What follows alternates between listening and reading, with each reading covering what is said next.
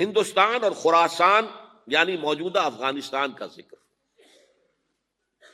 ابن ماجہ کی روایت ہے عن عبداللہ ابن الحارث رضی اللہ تعالی عنہ قال رسول اللہ صلی اللہ علیہ وسلم یخرج ناس من المشرق یؤتون للمہدی یعنی سلطانہ، یعنی سلطانہ، دونوں طرح سے پڑھ سکتے ہیں۔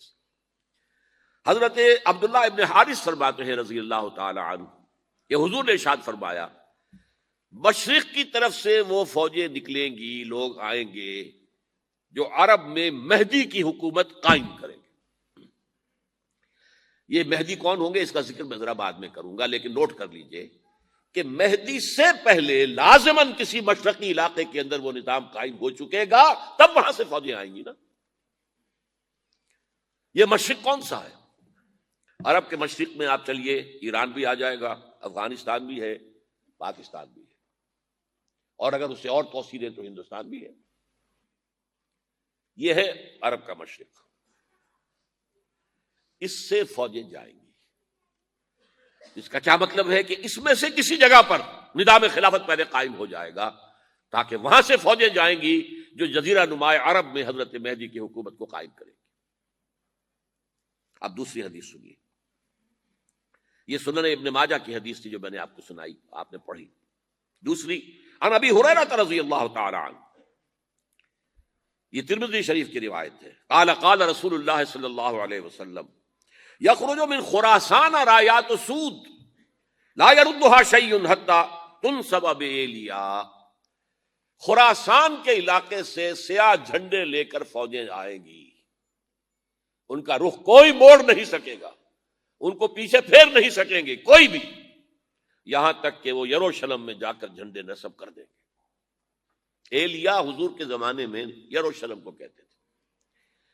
یہ یروشلم تھا جب حضرت سلیمان کی حکومت تھی، اور یہاں پر معبد سلیمانی، ہیکل سلیمانی قائم ہوا، پھر یہ یروشلم ہی رہا ہے تاریخ میں، یہاں تک کہ سن 70 عیسوی میں جب ٹائٹس رومی جنرل نے اس کو گرایا، ختم کیا، سیکنڈ ٹیمپل گرا دیا، اور یہاں سے یہودیوں کو کہا نکل جاؤ، یہاں سے کوئی یہودی باقی نہیں رہا، بالکل تہو بالا برباد کر دیا۔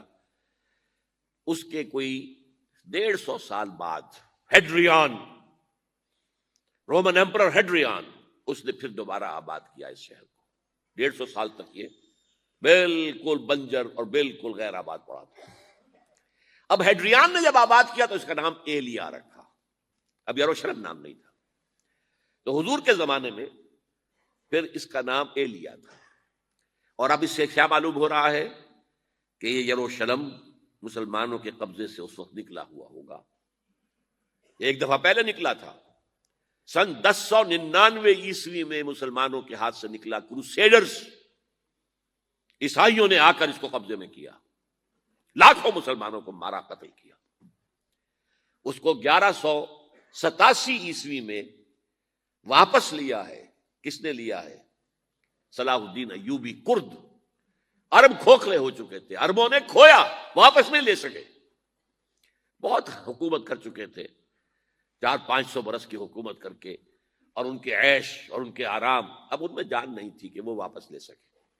واپس لینے والا گرم کرد خون تھا، صلاح الدین ایوبی۔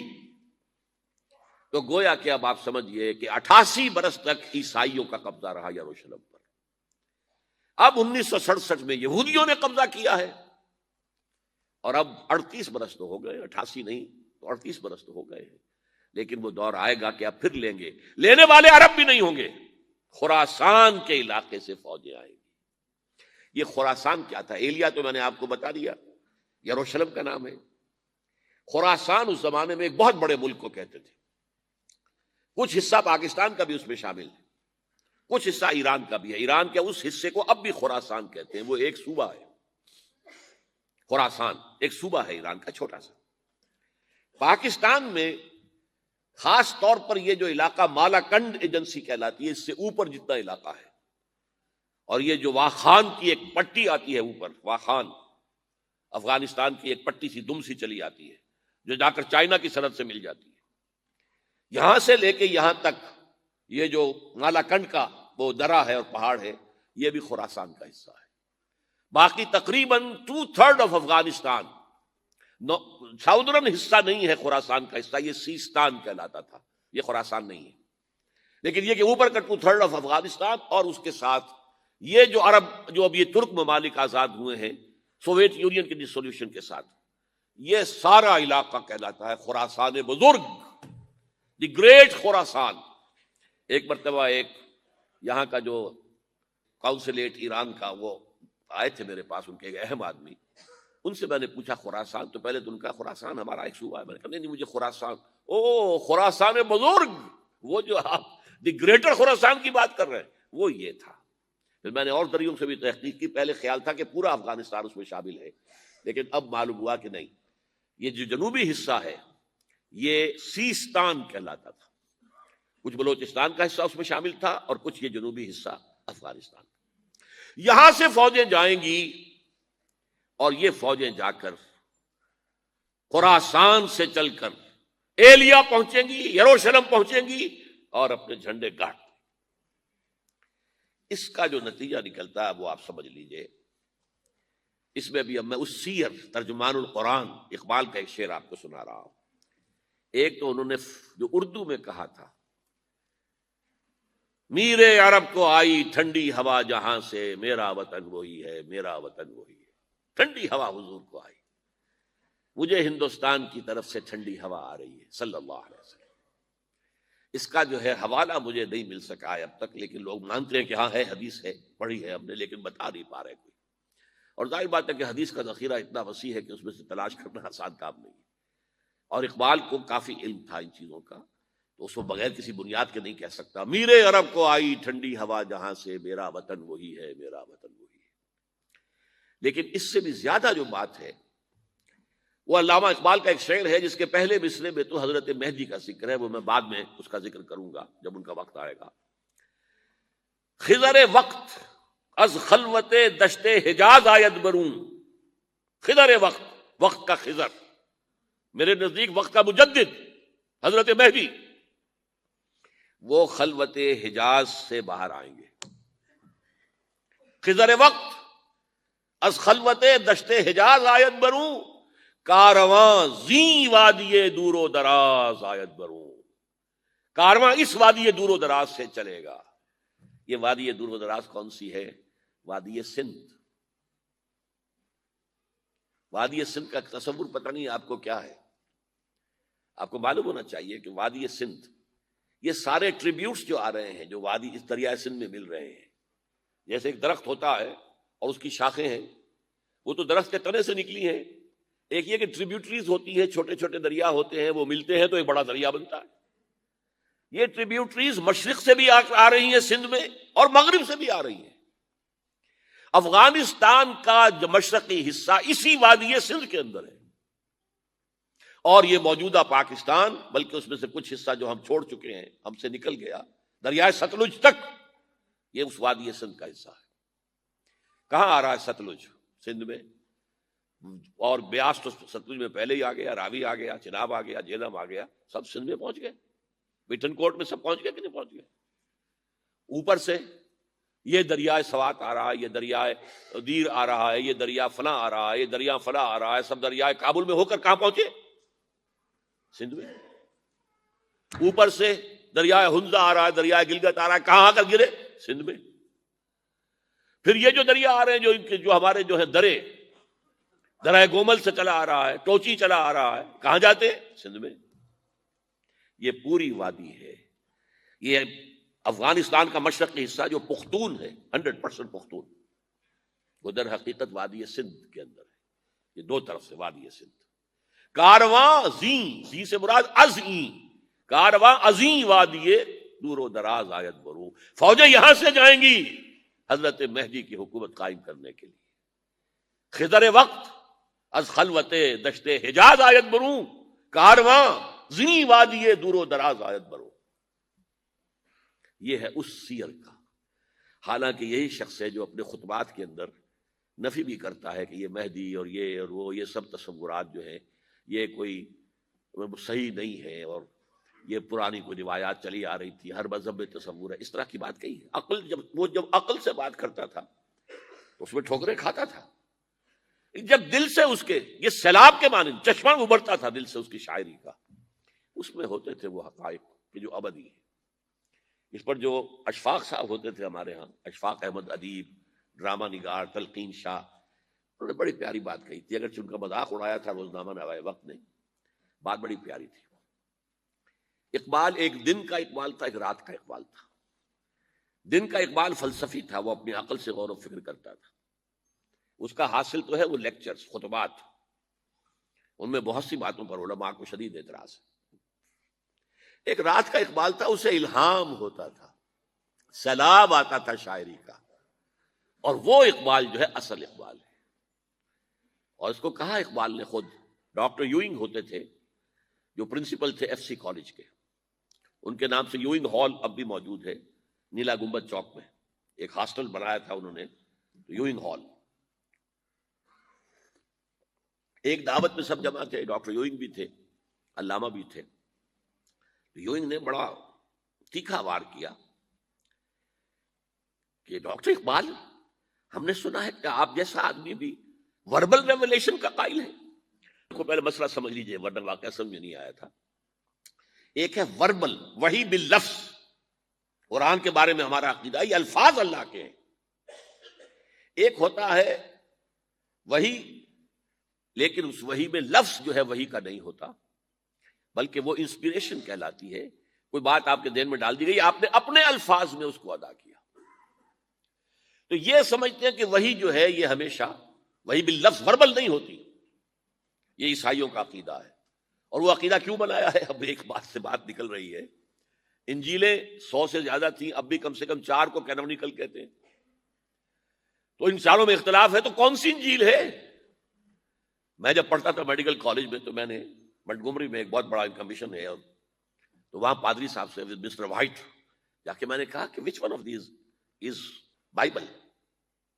اب جواب آپ سنیے، ذہانت کا شاہکار ہے، none of them is Bible. Bible is in them. ان میں سے کوئی بائبل نہیں ہے، بائبل ان کے اندر ہے۔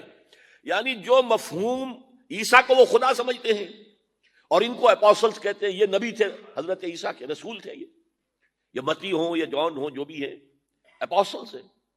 تو جو حضرت عیسیٰ نے ان سے کہا وہی کی، انہوں نے اپنے الفاظ میں اس کو ادا کیا ہے، لہذا علیحدہ علیحدہ ہو جائے گا وہ معاملہ، جیسا کہ احادیث کے اندر ہے۔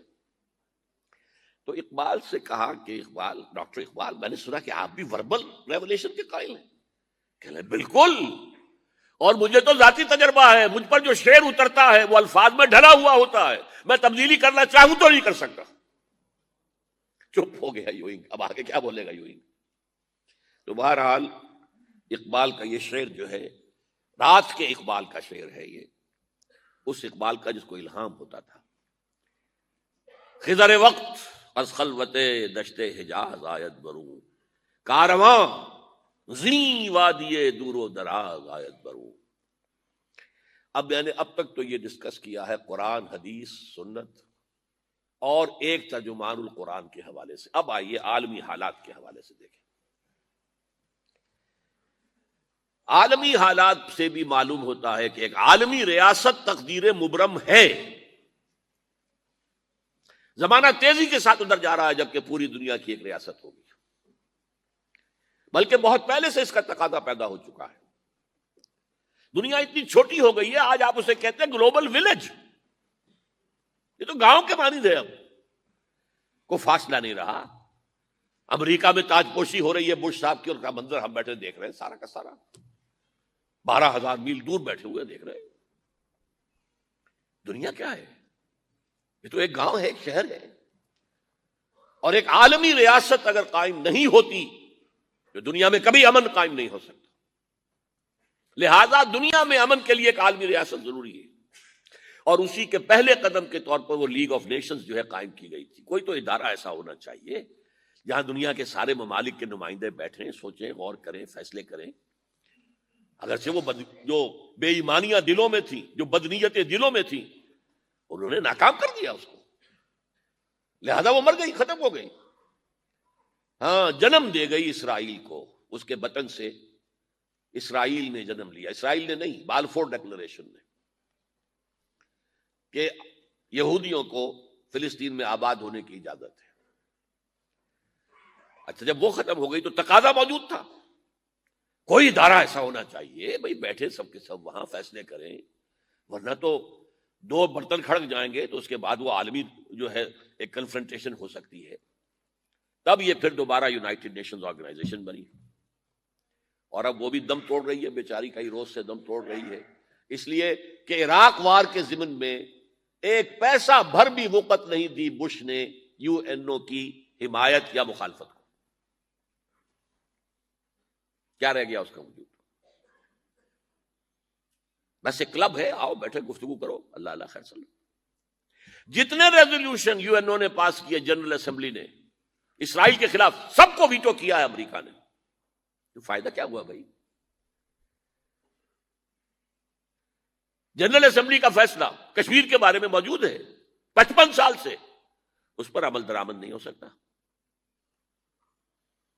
تو وہ در حقیقت جب عدل انسان کے اندر نہ ہو, اللہ پر ایمان اور یقین نہ ہو, آخرت کے محاسبے کا احساس نہ ہو, تو کوئی بھی آپ ادارہ بنا لیں پھر ہو جائے گا. ایک زمانے میں, وہ بھی میرے زمانے طالب علمی کا ہے, جمعیت طلبہ والے جو ہے کراچی سے نکالا کرتے تھے اسٹوڈنٹس وائس, ایک انگریزی ہفت روزہ, اس میں لکھا تھا یو این او کا مطلب ہے یونائٹڈ نیشنز آرگنائزیشن نہیں, انٹائڈ نیشنز آرگنائزیشن, جو بندھی ہوئی نہیں ہے آپس میں. یہ نیشنز جو ہے ان کا کوئی آپس میں تعلق نہیں ہے, ان کی آرگنائزیشن ہے انٹائڈ, یونائٹڈ کی بجائے. اور آج اس کا مظہر سامنے آ چکا ہے. لیکن تقدیر مبرم ہے, the march of history can not be stopped. چاہے نیو ورلڈ آرڈر آئے, چاہے جسٹ ورلڈ آرڈر آئے, آئے گا ورلڈ آرڈر, جس میں کوئی شک نہیں ہے. گلوبلائزیشن ہو رہی ہے, ٹرپس کا معاہدہ ہو رہا ہے, یہ سارا جو ہے کدھر ہم سفر کر رہے ہیں, کدھر جا رہے ہیں؟ Towards a world state. اس عالمی ریاست کے قائم ہونے میں کمپیٹیٹرز کون کون ہیں؟ کون اپنا نظام قائم کرنا چاہتا ہے؟ اس کے لیے اقبال کے دو شعر. دنیا کو ہے پھر مارکہ روح و بدن پیش, مارکہ روح و بدن, روحانیت اور میٹیریلزم.